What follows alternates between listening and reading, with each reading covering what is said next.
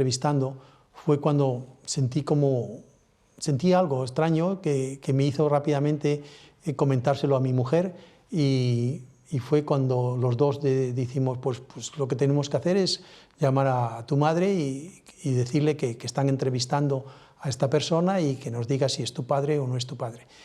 Y efectivamente fue lo primero que hicimos, llamamos a mi madre y mi madre enseguida nos comunicó que efectivamente era nuestro padre de sangre y yo entonces también se lo comuniqué a mis hermanos y esta fue de esta forma casual, totalmente casual, terminando de afeitarme por la mañana, como yo supe que había aparecido mi padre.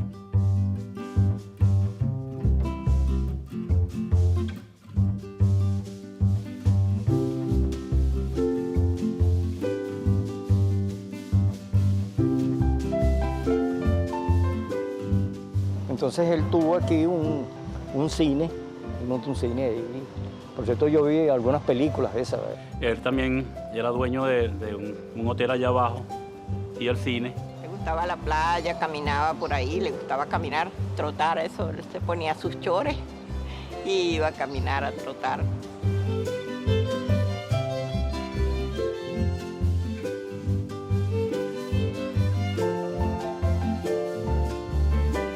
It occurred to me that maybe the story about Garbo dying in Angola really wasn't true.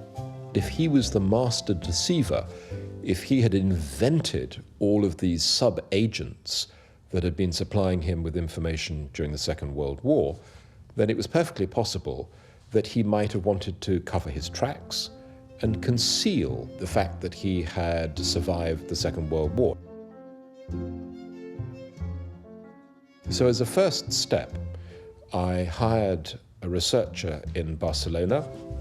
I recognized the name Pujol as being a Catalan name. Em dic José Antonio Escoriza Martínez, soc professor d'anglès. I asked him to go through the telephone directory in Barcelona as a good starting point, and telephone directories are always the best resource for any intelligence officer. Nigel West va estar buscant el personatge Garbo pensant-se en un principi que es tractava de Felipe Fernández Armesto, que escrivia per La Vanguardia sota el pseudònim d'August Acià.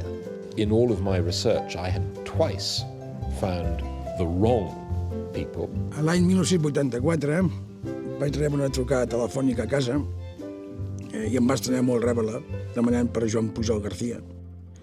I em vaig imaginar aquell moment que l'havien trobat pel lísting telefònic perquè el meu pare es deia Joaquim i clar, Joaquim Pujol García comença per J igual que ell.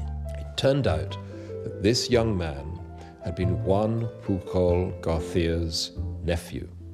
He had an uncle with the same name, and when asked whether his uncle was alive, he revealed that a few years earlier he had received a postcard from his uncle postmarked in Venezuela.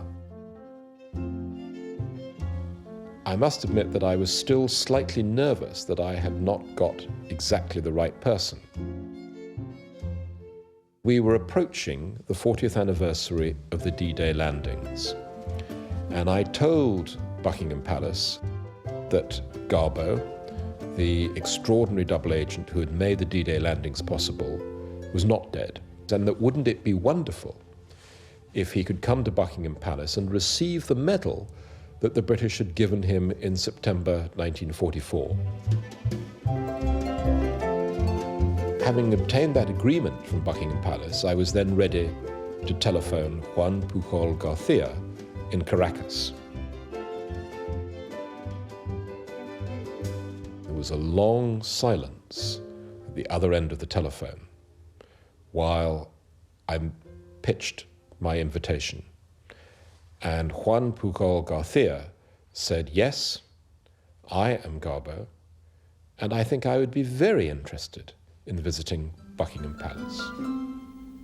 In a book called Garbo, his code name during the war, Juan Pujol tells for the first time how he became the pivot of the British counterintelligence service. His book tells how he fooled the Germans for more than 4 years and how his career in espionage culminated in the success of the D-Day Operation Overlord.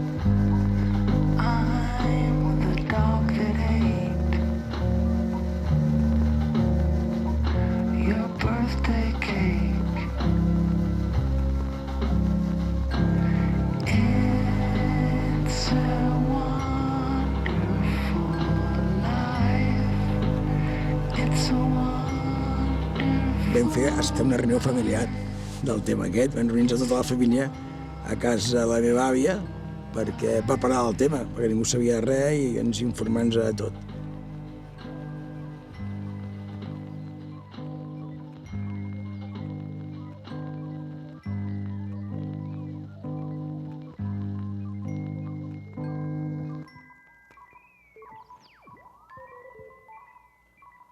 Everybody seemed to be working on one side or the other. And it seemed to me that everybody was a spy. So I thought, well, this is a business that is sort of the business of Europe. But, well, many of them pretended they were other things. Un home que podia, jo penso que és igual, per fer un símil, que hagués sigut sempre un gran comercial, un gran venedor, però que hagués pogut vendre mitjons com hagués pogut vendre tractors. He was either incredibly lucky or was a natural. You think I should invent and take their money? They have no money except what they take in taxes from men like you and me. As long as you invent, you do no harm. And they don't deserve the truth. Ultimately, you have to accept his version, which is this great determination to prevent political extremism from destroying civilization.